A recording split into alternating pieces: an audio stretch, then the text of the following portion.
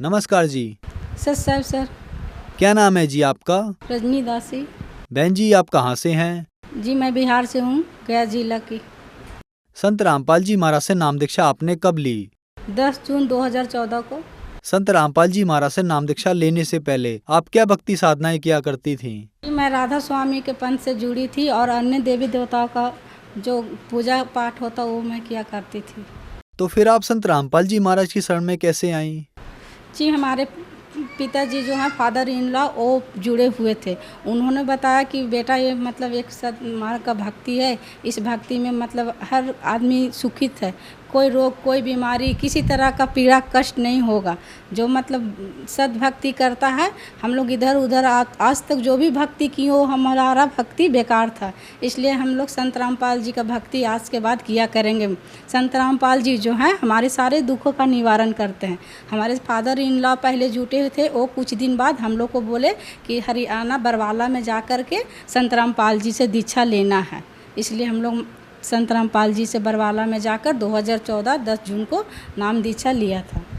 संत रामपाल जी महाराज से नाम दीक्षा लेने के बाद क्या आपको कोई लाभ भी मिले?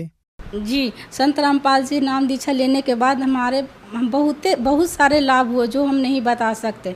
जैसे में रोग बीमारी जो संसारिक सुख होता है, एक मतलब परिवार को अच्छा खाना पीना रहन सहन सभी चाहते, कोई नहीं चाहता कि हम गरीबी में जीवन व्यतीत करें, कम कमाएं और ज़्यादा गवाएं।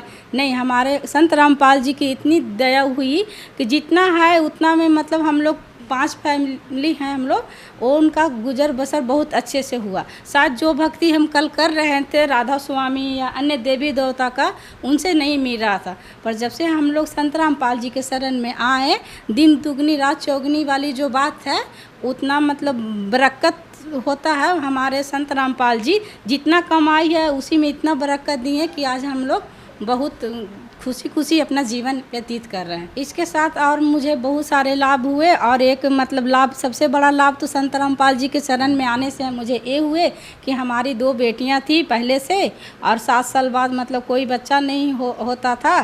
कभी मतलब बहुत मतलब दुखित रहते थे, लगता था कि अब हमको लड़का नहीं होगा। एक बार हुआ भी तो तीसरा भी लड़की ही था, इसलिए हम उसको मतलब नहीं रखना चाहते थे।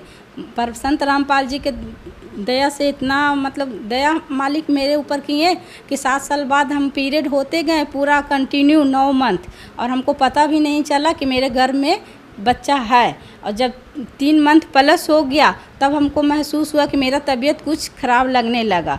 तो हम डॉक्टर के पास गए कि मेरा तबीयत ऐसे क्यों ख़राब लग रहा है, जबकि उससे पहले मैं 2 बार माँ बन चुकी थी। उन लोग के समय में ऐसा नहीं होता था। उन लोग जब मैं माँ बनने वाली थी उस लोग के टाइम, तो मतलब 2 दिन बाद ही मेरा तबीयत ख़राब होता था, जिससे हमको आभास हो जाता था कि हमारे घर में कोई बच्चा है, इसलिए मेरा ऐसा प्रॉब्लम है। पर इस बार ऐसा हुआ कि 3 मंथ प्लस हो गया, जब कंटिन्यू मेरे घर में बच्चा पूरी तरह कंप्लीट हो गया, तब मेरा थोड़ा थोड़ा तबीयत ख़राब होने लगा। इस वजह से मैं डॉक्टर के पास गई कि मैडम मेरे साथ देखिए ना, मेरा चक्कर मारता है, ऐसा वैसा जो भी मतलब प्रॉब्लम है मैंने मैडम को बताया। मैडम बोली कि ऐसे तो जो महिला गर्भवती होती है उनका होता है। बोले मैडम मैं तो पूरे मंथ पीरियड में हूँ, फिर ऐसे कैसे हो सकता। डॉक्टर बोली कि जाओ अल्ट्रासाउंड करा के लिए आओ, उसके बाद पता चलेगा। थोड़ी देर बाद मैं बाहर जाके अल्ट्रासाउंड करवाई। उसके बाद जब अल्ट्रासाउंड हो गया मेरा, वो डॉक्टर साहब से पूछ सर क्या बात है, मेरा क्या रिपोर्ट है। तो वो बोले कि तो आपके मतलब घर में आप प्रेग्नेंट हैं। बोले हम प्रेग्नेंट कैसे हो सकते, हम तो पीरियड में हैं, तब कैसे हो सकते हैं हम नहीं बता सकते, लेकिन आप 3 मंथ प्लस इसमें बच्चे का जान आ चुका है, अब कुछ नहीं कर सकते, आप प्रेग्नेंट हैं। पहले से कितने बच्चे हैं? बोले पहले से मेरे 2 बेटियां हैं।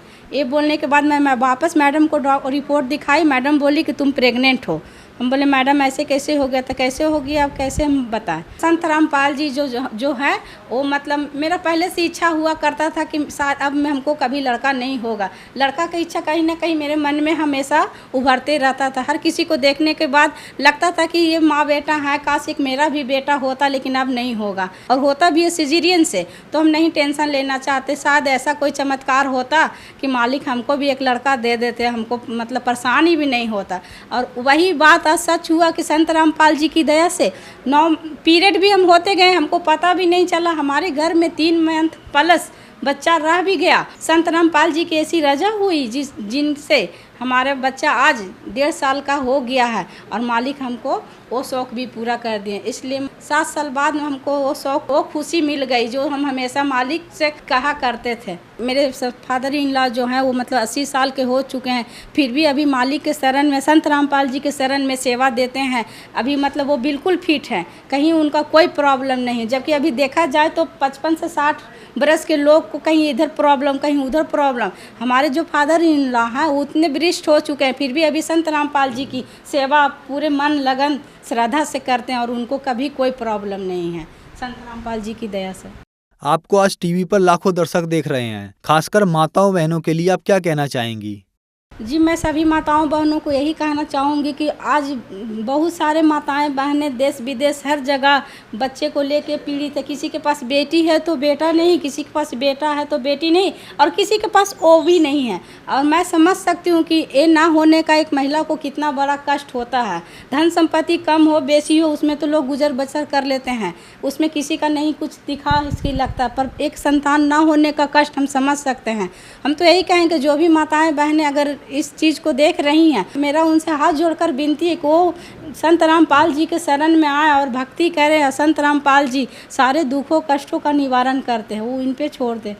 संत रामपाल जी महाराज से नाम दीक्षा कैसे ले सकते हैं? विभिन्न चैनलों पे संत रामपाल जी का सत्संग आया करता है, जो आप देखने के बाद उस सत्संग के नीचे एक पीली पट्टी चलती है, उस पर व्हाट्सएप नंबर, हर एक नंबर लिखा हुआ है, एक फ़ोन नंबर। आप उस फ़ोन नंबर के माध्यम से अपने अपने जो जहाँ के रहने वाले हैं उस नंबर से आप अपना निजी स्थान पे कांटेक्ट करके नाम दीक्षा संत रामपाल जी के शरण में आ सकते हैं। धन्यवाद जी। जी सर।